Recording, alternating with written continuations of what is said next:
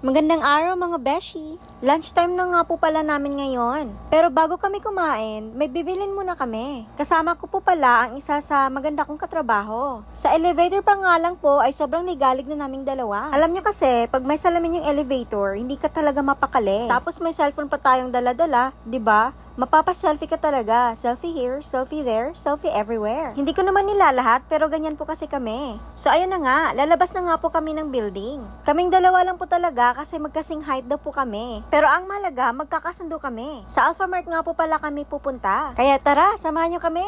Sobrang convenient nga para sa amin na malapit lang sa Alphamart. O ayan na, andito na yung mga Furzan. Siya na nga lang po ang bibili kasi ako ay magvi-video na lang muna. Pagpasensyahan nyo na nga lang po yung aking video at ako ay nagsisimula pa lamang. Tawang-tawa nga ako dyan dahil nauntog ang beshi nyo. Pati kasi sa paglalakad ay nag-overthink. Kaya ayan, dumiretso na nga kami agad sa pantry at dahil kami ay gutom na. Normally,